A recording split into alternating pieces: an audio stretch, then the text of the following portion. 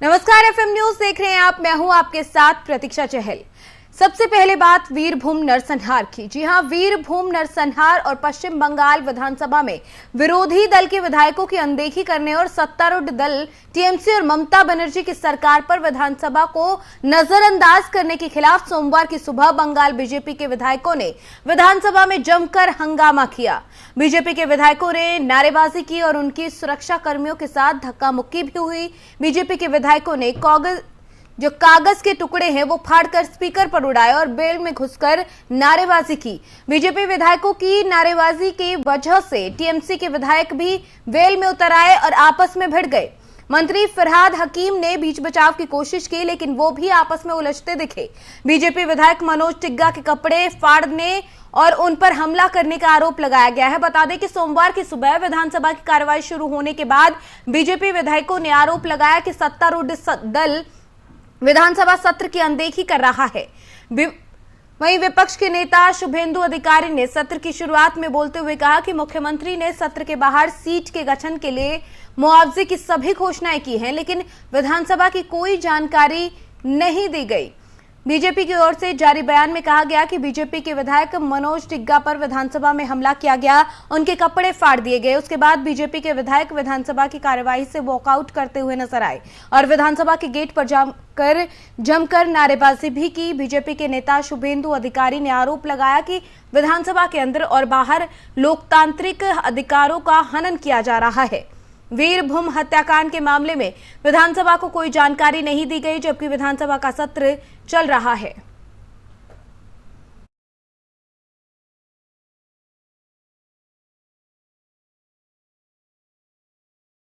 UP के मुख्यमंत्री योगी आदित्यनाथ ने सोमवार को लखनऊ में विधानसभा के सदस्य के रूप में शपथ ली। विशेष रूप से योगी आदित्यनाथ पहली बार विधायक बने हैं, जबकि वो इससे पहले 5 साल के कार्यकाल के दौरान राज्य में विधान परिषद के सदस्य रहे। इस बीच समाजवादी पार्टी के प्रमुख और विपक्ष के नेता अखिलेश यादव ने भी विधायक के रूप में शपथ ली। वो पहली बार विधायक बने हैं, वो भी 2012 से 2017 के दौरान राज्य के मुख्यमंत्री के रूप में अपने कार्यकाल के दौरान एमएलसी थे।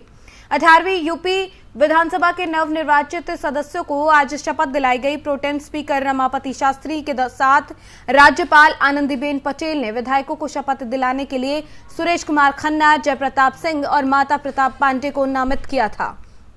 बता दें कि शास्त्री ने शनिवार को प्रोटेम स्पीकर के तौर पर शपथ ली।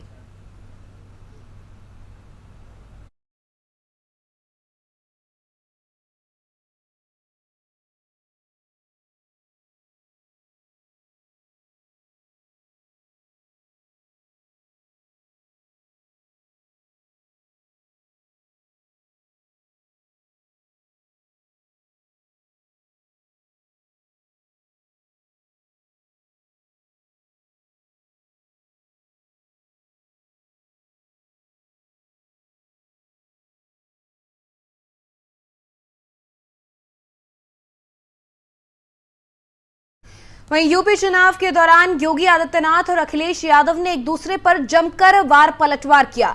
दोनों नेताओं ने तमाम विशेषण जो एक दूसरे के लिए प्रयोग किए। उसके बाद आज विधानसभा में लोकतंत्र की खूबसूरती का नजारा देखने को मिला। दोनों नेता एक दूसरे से मिले, हाथ मिलाए, मुस्कुराए। सीएम योगी ने अखिलेश के कंधे पर हाथ रखकर उनकी पीठ भी थपथपाई। योगी जब विधायक पद की शपथ लेने के लिए आगे बढ़े तो अखिलेश यादव अपनी सीट से उठकर उनका अभिवादन करते हुए नजर आए। उन्होंने सीएम से हाथ मिलाया और कुछ कहते भी दिखे। सीएम योगी जब अखिलेश से हाथ मिला रहे थे तो समाजवादी पार्टी के मुखिया ने उन्हें कुछ कहा भी, जिस पर योगी हंसने लगे। योगी के आगे बढ़ने के बाद अखिलेश सुरक्षा अधिकारी को कुछ बताते भी दिखे। योगी के बाद अब विधायक पद की शपथ लेने की बारी अखिलेश यादव की थी। वो सीट से उठे तो समाजवादी पार्टी के सदस्यों ने तालियां बजानी शुरू कर दी। अखिलेश जैसे ही योगी की सीट के पास से गुजरे तो उन्होंने मुख्यमंत्री का अभिवादन किया। योगी भी अपनी सीट से खड़े हो गए और हाथ जोड़कर अखिलेश को जवाब दिया।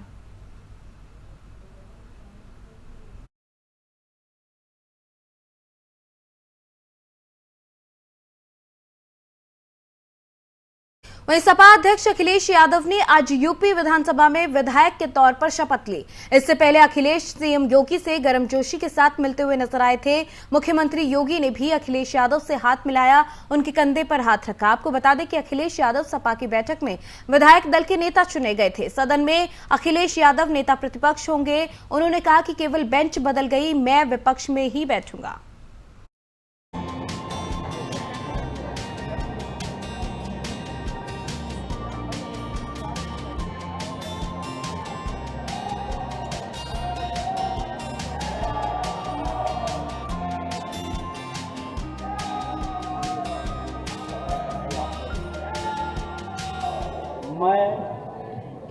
मैं अखिलेश यादव जो विधानसभा का सदस्य निर्वाचित हुआ हूं, ईश्वर की शपथ लेता हूं कि मैं विधि द्वारा स्थापित भारत के संविधान के प्रति सच्ची श्रद्धा और निष्ठा रखूंगा। मैं भारत की प्रभुता और अखंडता अक्षुण्ण रखूंगा तथा जिस पद को मैं ग्रहण करने वाला हूं, उसके कर्तव्यों का श्रद्धापूर्वक निर्वहन करूंगा।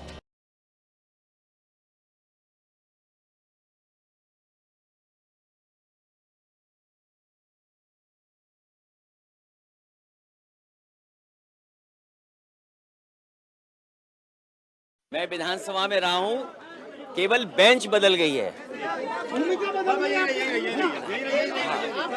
केवल बेंच बदल गई है। मैं अभी पक्ष में बैठता था, विपक्ष में बैठूंगा।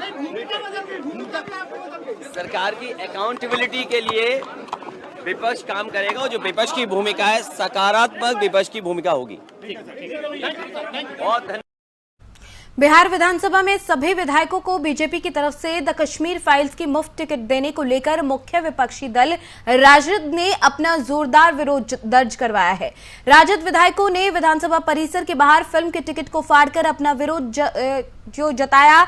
साथ ही राजद ने बीजेपी पर आरोप लगाते हुए कहा कि बीजेपी विधानसभा का भगवाकरण करना चाहती है, नफरत का एजेंडा चलाना चाहती है, इसलिए आरजेडी बीजेपी के एजेंडे का विरोध करती है।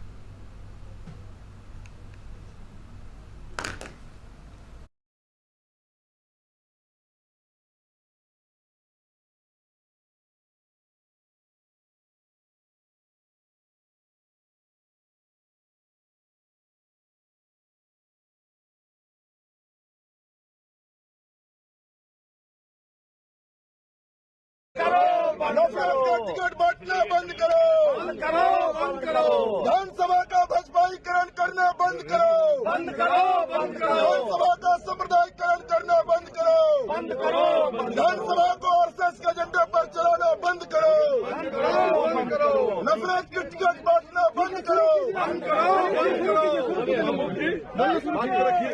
नफरत का टिकट बांटना बंद करो, नफरत का टिकट बांटना बंद करो, विधानसभा का भाजपाईकरण करना बंद करो। तो आप देख पा रहे हैं कि किस तरीके से आरजेडी के विधायकों की तरफ से प्रदर्शन किया गया है। फिल्म की टिकट देने को लेकर, जो द कश्मीर फाइल्स को लेकर लगातार जो है आरोप प्रत्यारोप का दौर जारी है। कोई इसे एजेंडा बता रहा है, कोई प्रोपेगेंडा बता रहा है। तमाम जो बातें इस फिल्म को लेकर की जा रही है और अब इस फिल्म के विरोध में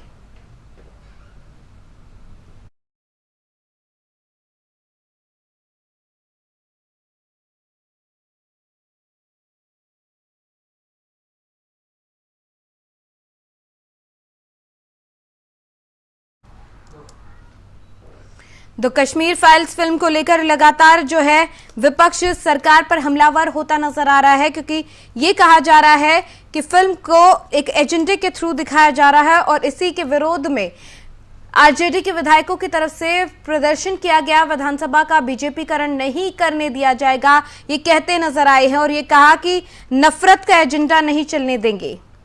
तो तमाम मामलों को लेकर बिहार विधानसभा में आरजेडी विधायकों की तरफ से प्रदर्शन किया गया। फिल्म के जो टिकट हैं उनको फाड़ा गया। तो तमाम मुद्दों को लेकर यहां पर राजद के विधायक सरकार को घेरने की कोशिश करते नजर आए। बीजेपी का पर विरोध जो है, बीजेपी के खिलाफ विरोध प्रदर्शन किया गया। द कश्मीर फाइल्स के टिकट को फाड़ दिया गया और ये कहते नजर आए कि हम बीजेपी के एजेंडे का विरोध करते हैं और विधानसभा का बीजेपीकरण नहीं होने देंगे।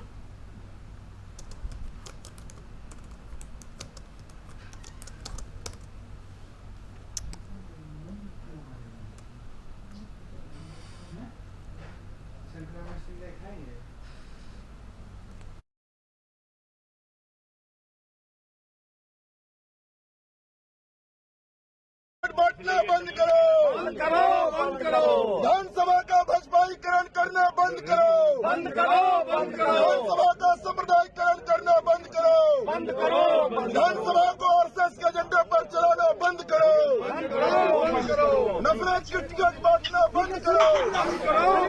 तो ज्यादा चर्चा के लिए हमारे साथ मेहमान जुड़ गए हैं। भाई अरुण आरजेडी नेता हैं बिहार से। अरुण जी, आपको बहुत स्वागत है एफएम न्यूज पर। धन्यवाद।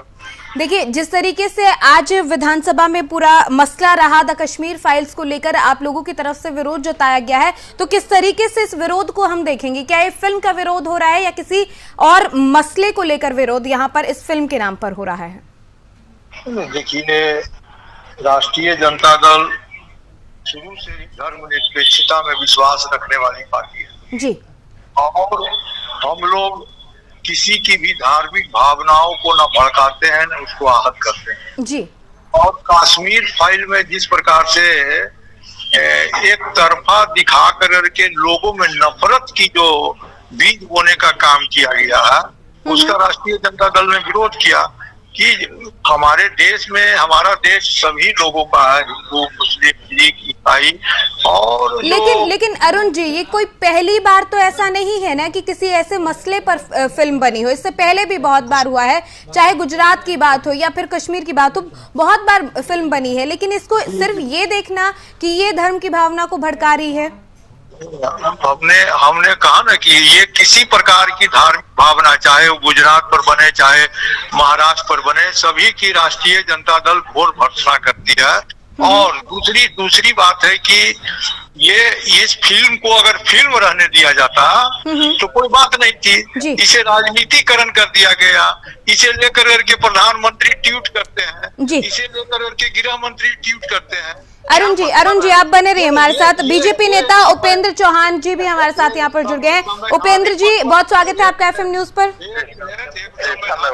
जी, देखिए, राजद नेता हमारे साथ जुड़ रहे हैं अरुण जी। उनकी तरफ से यही कहा गया कि ये फिल्म ना रहकर राजनीतिक एजेंडा बन गई है। क्या कहेंगे इस पर? देखिए, वो फिल्म ही है जी। चौहान जी, आवाज मिल पा रही है आपको मेरी?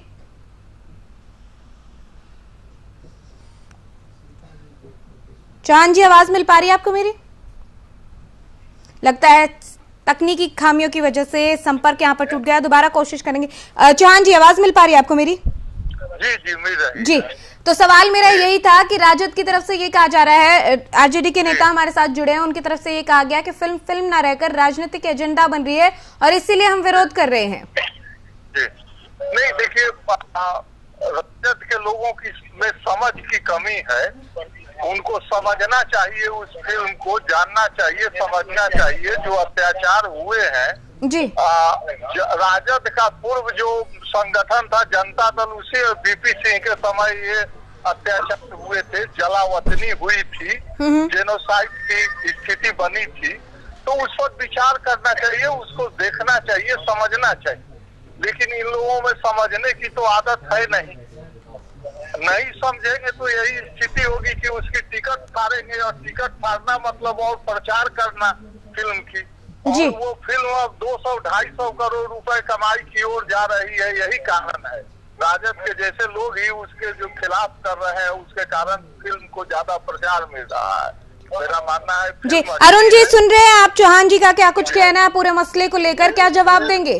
देश के संवैधानिक पद पर बैठे हुए माननीय प्रधानमंत्री, माननीय गृह मंत्री, मुख्यमंत्री जैसे लोग जब फिल्म का प्रचार कर रहे हो और ये कह रहे हैं कि आरजेडी वाले प्रचार कर रहे हैं, हमको तो लगता है कि ये फिल्म भारतीय जनता पार्टी। लेकिन अरुण जी, ये पहली बार तो नहीं है कि नेताओं की तरफ से किसी फिल्म का प्रमोशन किया गया हो। बहुत बार ऐसा होता है कि चाहे कोई भी फिल्म हो, जब अच्छे कंसेप्ट पे बनी हुई फिल्म होती है तो अक्सर नेता उसका प्रमोशन करते हुए नजर आते हैं, ट्वीट करते हुए नजर आते हैं उसे लेकर। नहीं, ऐसा ये इससे भारतीय जनता पार्टी जो ये कह करके अपना दामन छिपाना चाह रही है, उसके बाद आप 7 साल तक सत्ता में हैं, आप क्यों नहीं कश्मीरी पंडितों को बैठा करके उनको बसाने का काम किया? और जो इन्होंने कहा कि बीपी सिंह की सरकार थी, तो बीपी सिंह की सरकार किसका सपोर्ट से चल रही थी? जरा पूछिए ना उनसे कि बीपी सिंह की सरकार भारतीय जनता पार्टी की सपोर्ट नहीं थी क्या? उस समय रूबिया अपहरण कांड में ये आतंकवाद को बढ़ावा दिया था, राष्ट्रीय जनता दल दिया था। अरे ये सब भारतीय जनता पार्टी वाले लोग को सोचना चाहिए। और ये जो प्रोपगंडा फैलाने का काम करते हैं, देश में सामाजिक अस्थिरता फैलाने का काम कर रहे हैं, इसकी राष्ट्रीय जनता दल कड़ी शब्दों में निंदा करता है। और द कश्मीर फाइल को एक फिल्म रहने दिया जाए, ना कि उसको भारतीय जनता पार्टी का प्रचार का माध्यम। चौहान जी सुन रहे हैं ना आप अरुण जी को? नहीं, उनकी अपनी समझ है। देखिए सवाल मेरा यहाँ, ठीक है वो उनकी समझ है, लेकिन बात यहाँ पर ये है कश्मीरी पंडितों का मसला कोई आज का तो है नहीं। इस फिल्म के बनने से पहले भी उनके साथ यही जो व्यवहार जो उनके साथ जो हमारे समाज की यही कमजोरी रही है कि कश्मीरी पंडितों के दर्द को देश ने समझा नहीं, दुनिया ने समझा नहीं। उसको समझने की जरूरत थी कि उसके दर्द को आज भी वो देश भर में इधर उधर भटक रहे हैं। कश्मीरी पंडित, उनको बसाने की प्रक्रिया तेज कर दी है मोदी सरकार ने, वो अच्छी बात है। वो जल्दी से जल्दी अपने जहाँ इलाके में बसे, वो अपने घर में रहे, ये मोदी सरकार की योजना है। जी ठीक है, योजना है, लेकिन बात वही आ रही है ना कि ठीक है क्या फिल्म को दिखाने से इस पर कोई असर पड़ेगा? नहीं, क्यों नहीं असर पड़ेगा? एक जनता की भावना जनता में तो गई। जो जनता में कांग्रेस और उस तरह के लोग जो तथाकथित सेकुलर लोग रोक रहे थे, उसको जनता के बीच में जाने के कि किस तरह पंडितों पर अत्याचार हुआ, हिंदुओं पर अत्याचार हुआ, कम से कम ये पूछिए कि सरकार जी चौहान जी अरुण जी सवाल पूछ रहे हैं कि जब उस वक्त में सरकार थी तो वो किसके समर्थन से थी, जरा इस पर भी जवाब दीजिए। अरे किसके समर्थन से? समर्थन का कोई मतलब होता है क्या? वीपी सिंह जी की सरकार थी, बिहार में लालू यादव की सरकार थी। दोषी तो ये लोग हैं, दोषी ये लोग हैं। उसके लिए मुफ्ती मोहम्मद सईद को देश भर के मतलब ये होता है मोहम्मद खान साहब को बनाना फैलाने का काम कर रहे हैं। ये सच्चाई जब इनको आईना दिखाइएगा तो इनको। लेकिन अरुण जी सवाल मेरा आपसे, अरुण जी आपसे सवाल करूंगी, चौहान जी अरुण जी आपसे सवाल करूंगी कि देखिए एक फिल्म को अगर लोगों के बीच में फिल्म पहुंचती है और उसके जरिए कहानी कही जाती है तो उसमें तकलीफ कहाँ है? क्योंकि बहुत बार ऐसी फिल्में बनी है जो किसी भी एक आरजेडी को नहीं है। सुन लीजिए, पहली बात मैं बता रहा हूँ जी, इस फिल्म से तकलीफ आरजेडी को नहीं है। ये फिल्म का जिस प्रकार से राजनीतिकरण किया गया उससे तकलीफ है। ये आप जैसे आम फिल्म रिलीज होती है तो कहाँ प्रधानमंत्री ट्वीट करते हैं कि देखो, कहाँ गृह मंत्री कहते हैं कि देखो, कहाँ मुख्यमंत्री के कहते हैं, कहाँ कहते हैं कि टैक्स फ्री करो। नफरत करने वाली फिल्म को आप टैक्स फ्री कर रहे हैं। जी अरुण जी अब आगे क्या रणनीति रहेगी, आगे क्या रणनीति रहेगी? अरुण जी आपसे सवाल मेरा। हाँ बोलिए जी, अब आगे क्या रणनीति रहेगी? विरोध आप लोगों ने दर्ज कराया है तो इस पूरे मसले को लेकर आगे क्या रणनीति रहने वाली है आरजेडी की? रणनीति क्या है? फिल्म को फिल्म बनने दिया जाए, जैसे आईजीटीज है उसको आईजीटीज देखने दिया जाए जनता को। वो जो आप लोग प्रोपगंडा फैला रहे हैं कि ये कांग्रेस की सरकार में हुआ था तो वीपी सिंह किया था और उसमें बीजेपी कहीं था ही नहीं। ये सब गलत बातें नहीं प्रयोग करिए और फिल्म को फिल्म की तरह देखने दीजिए। लोग पसंद करें नहीं पसंद करें, ये तो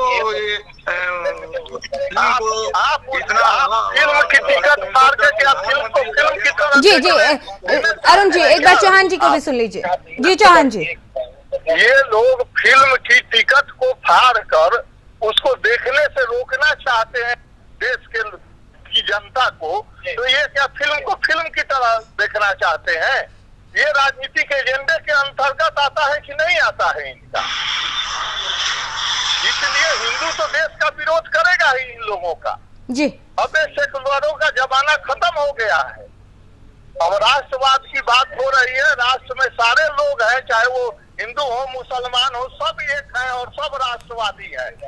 जिस तरह से पंडितों का हुआ है किया है इन लोगों ने, राजद के लोगों ने, इसका परिणाम भुगतना पड़ेगा अगले चुनाव में इन लोगों को। जी चलिए दोनों ही लोगों से हमारी यही रिक्वेस्ट रहेगी कि चाहे मसला कोई भी हो, फिल्म को फिल्म रहना दिया जाए। जैसे कि अरुण जी कहते हुए नजर आ रहे हैं कि फिल्म को लेकर एजेंडा, चाहे धर्म कोई भी हो, ना बने, फिल्म की तरीके से लोग देखें, जाने उस चीज को, वो कहानी को जाने। आप दोनों ही मेहमानों का बहुत शुक्रिया। उपेंद्र जी, आप हमारे साथ जुड़े, बहुत शुक्रिया। अरुण जी आपका, आप दोनों चर्चा का हिस्सा बने, अपना कीमती वक्त आप दोनों ने हमें दिया यहाँ पर।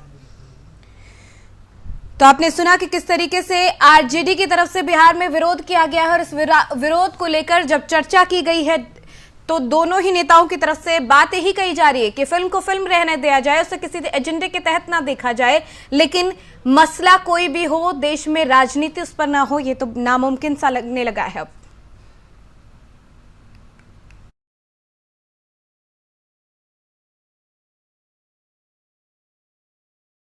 और अब बात करेंगे दिल्ली के मुख्यमंत्री और आप संयोजक अरविंद केजरीवाल ने केंद्र सरकार पर हमला बोला। उन्होंने केंद्र पर आरोप लगाते हुए कहा है कि केंद्र सरकार ने डोर स्टेप राशन डिलीवरी को दिल्ली में रोक दिया है। सीएम केजरीवाल ने कहा कि डोर स्टेप राशन डिलीवरी को हम पंजाब में लागू करेंगे। कुछ हो चुका था, हमने सारा काम कर लिया था, केंद्र की भाजपा सरकार ने इसको रोक दिया, इसे करने नहीं दिया। ये सही नहीं है। लेकिन अंग्रेजी में एक कहावत है, you cannot stop the idea whose time has come. जिस आइडिया का समय आ चुका है उसको कोई नहीं रोक सकता, उसको कोई ताकत नहीं रोक सकती, फिर उसके पीछे कुदरत लग जाती है। अब इसका आइडिया आ चुका है, इसका समय आ चुका है, तो ये तो लागू होगा। दिल्ली में नहीं लागू करने दिया, कोई बात नहीं, पंजाब में लागू करेंगे। पंजाब में लागू होगा, सारा देश देखेगा, सारे देश के लोग इसकी मांग करेंगे, पूरे देश में लागू होगा। जैसे आज मोहल्ला क्लिनिक दिल्ली में बने, पूरे देश में बन रहे हैं। दिल्ली के अंदर जो चीज़ें लागू कर रहे हैं, पूरे देश में लागू होती जा रही हैं। पिछले कुछ वर्षों में आप लोगों ने सबने देखा कि किस तरह से दिल्ली के लोगों के कामों को रोका गया, किस तरह से हम मोहल्ला क्लिनिक बनाना चाहते थे, मोहल्ला क्लिनिक को 2 साल तक रोक दिया, लेकिन फिर बनाए हम लोगों ने।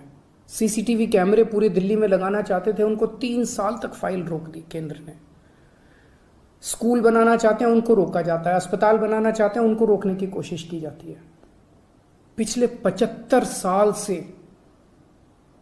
इस देश के लोगों को रोका गया, हर कदम पे रोका गया। लोग आगे बढ़ना चाहते हैं, लोग विकास करना चाहते हैं, लोग प्रगति करना चाहते हैं, उन्हें रोका जाता है। इस देश के लोग बहुत अच्छे हैं, इस देश के लोग बहुत इंटेलिजेंट है, इस देश के लोगों में बहुत टैलेंट है, इस देश के लोग तरक्की करना चाहते हैं, लेकिन उनको 75 साल से रोका जा रहा है।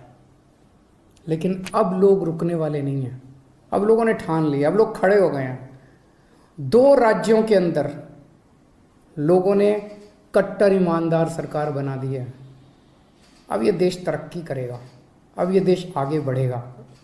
मैं उन सब लोगों को कहना चाहता हूं, सभी ताकत। द कश्मीर फाइल्स रिलीज के बाद से ही सुर्खियों में बनी हुई है। कश्मीरी पंडितों पर बनी ये फिल्म बॉक्स ऑफिस पर भी रिकॉर्ड तोड़ कमाई कर रही है। द कश्मीर फाइल्स देखने के बाद महाराष्ट्र के मुख्यमंत्री उद्धव ठाकरे की आलोचना करने पर युवक की पिटाई कर दी गई। पिटाई का वीडियो सोशल मीडिया पर वायरल हो गया।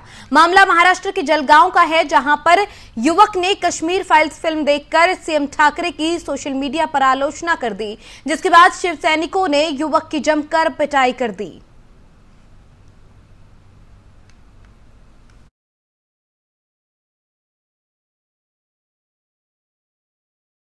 महाराष्ट्र की जनता के लिए एक बड़ी खुशी की खबर सामने आई है, क्योंकि महाराष्ट्र में शिवसेना, राष्ट्रवादी कांग्रेस और कांग्रेस के गठबंधन वाली महाविकास आघाड़ी सरकार लोगों को बड़ी राहत देने जा रही है। जी हां, मुख्यमंत्री उद्धव ठाकरे की अगुवाई वाली महाविकास आघाड़ी सरकार ने सीएनजी पर वैट की दरों में भारी कटौती करने का निर्णय लिया है। एक तरफ जहां पर पूरे देश में पेट्रोल और गैस के दाम लगातार आसमान छू रहे हैं, ऐसे में यह फैसला गर्मी के मौसम में राहत भरी ठंडक जैसा है। है। महाराष्ट्र के वित्त मंत्री अजित पवार ने इस महीने की शुरुआत में बजट सत्र के दौरान वैट की दरें घटाने का प्रस्ताव रखा था। अब सरकार ने इसकी अधिसूचना भी जारी कर दी। पवार ने शनिवार को मराठी में एक ट्वीट करके इसका नोटिफिकेशन जारी होने की सूचना दी। इसके अनुसार 1 अप्रैल से राज्य में सीएनजी पर 13.5% की जगह बस 3% वैट ही देना होगा। सीएनजी की नई दरें 1 अप्रैल से लागू हो जाएंगी और ग्राहकों को सीएनजी के लिए कम दाम देने होंगे।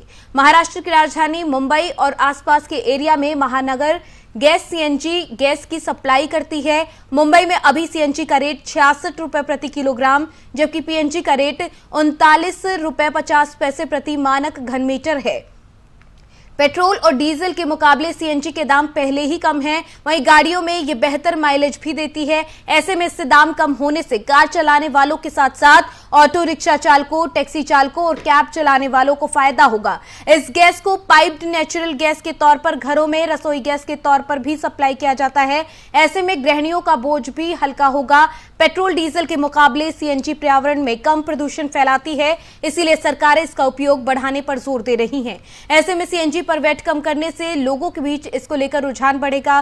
वहीं उत्तर भारत में हाल ही में सीएनजी के दाम बढ़े हैं और ऐसे में उन राज्यों पर भी इसके दाम कम करने का दबाव बढ़ सकता है।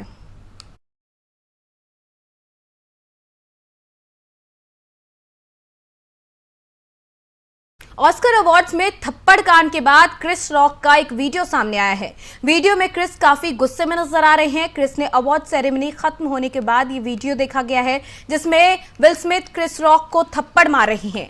क्रिस वीडियो देखने के बाद से विल के गुस्से में ढूंढते हुए नजर आए। वहीं उनके दोस्त क्रिस को शांत कराने की कोशिश कर रहे थे।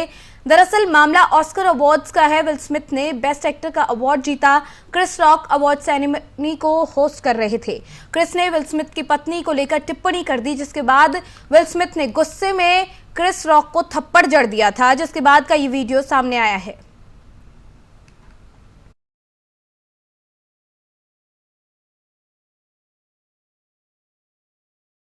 वहीं ऑस्कर अवार्ड सेरेमनी में हुए विवाद के बाद विल स्मिथ की खूब आलोचना हुई, जिसके बाद विल स्मिथ ने माफी भी मांगी है। विल स्मिथ ने ऑस्कर अवार्ड में होस्ट क्रिस रॉक को थप्पड़ मार दिया था, जिस पर आम लोगों को लेकर बड़ी बड़ी हस्तियों ने विल को खरी खोटी सुनाई है। अब उन्होंने क्रिस रॉक से माफी मांगी है। क्या कुछ कहा, सुनिए जरा।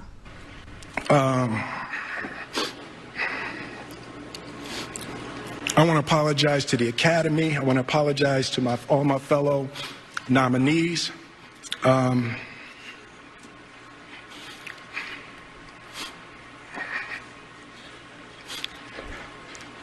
This is a beautiful moment, and I'm not crying for winning an award. It's not about winning an award for me. It's about being able to shine light on all of the people, Tim and Trevor and Zach and Sanaya and Demi and Ingenue and the entire cast and crew of King Richard and Venus and Serena, the entire Williams family.